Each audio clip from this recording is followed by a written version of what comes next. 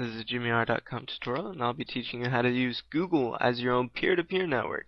How to search Google to find MP3, MP4s that are compatible with the iPod, and even small video clips.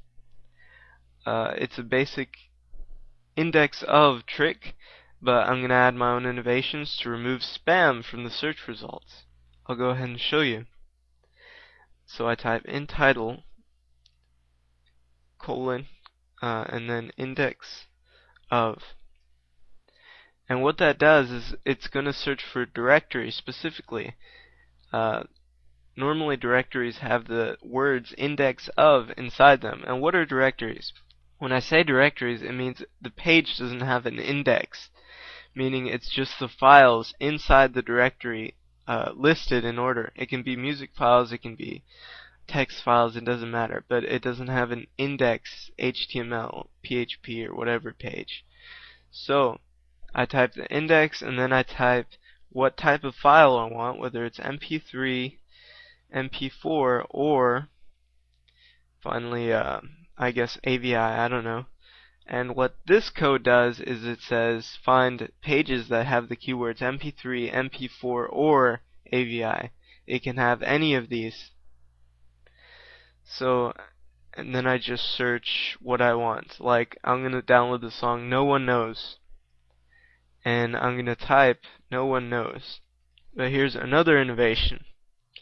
Instead of finding stuff like that, finding stuff that says directly No One Knows, I'm going to type no dot one dot knows. So I'm going to put a period between each word instead of a space. And what that does is it's going to say that it can be underscores or dashes. It doesn't really matter as long as it has no one knows connected. So there you have it. I'm going to go ahead and search, and then I'm going to show you an example like this one. Yeah, I got a whole bunch of correct searches. It worked. But I can add special keywords like minus HTML, minus HTM, minus PHP, minus ASP, minus CF, or JSP. What's all that for? It basically says I don't want anything that's not files of that media. So I don't want any HTML pages, HTM, PHP, ASP that might grab the search results and give me non-directory listings. You may think this is really long, but I'll show you how to do this very quickly, how to make a search for these types of media files very quickly without having to type all this in. But let me go back and see if I found something. This looks like a directory. Sometimes you get spam pages. There's no way to completely prevent them. But using those types of searches of modifications like the minus HTML and adding the little dots actually do wonders. Okay, this one's going too slow. I'm going to click the next one. And this one is a fast directory listing. And here it is. Queens of the Stone Age. No one knows. They found my song. Let's see if it works.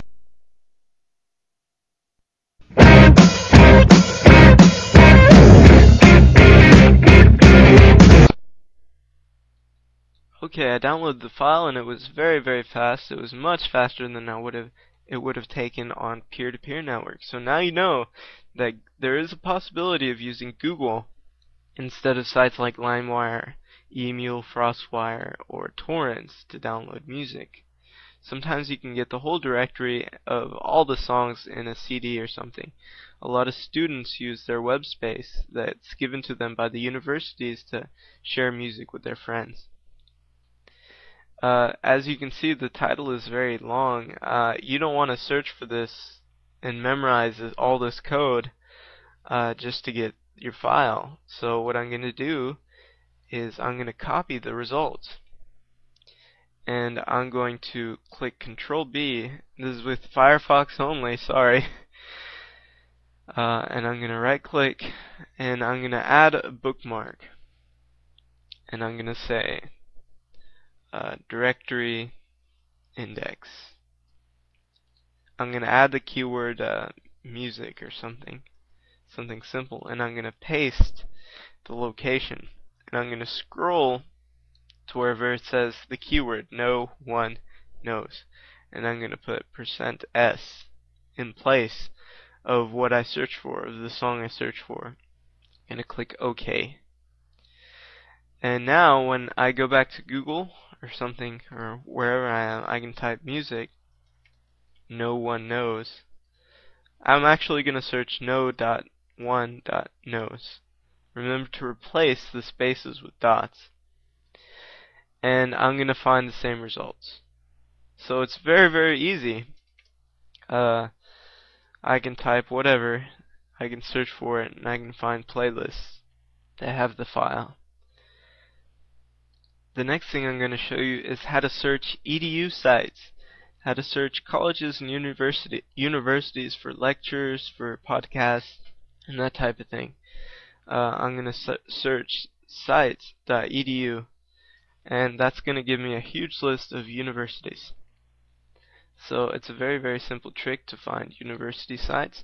Now I'm just going to add, again, I can add the same thing, the in title,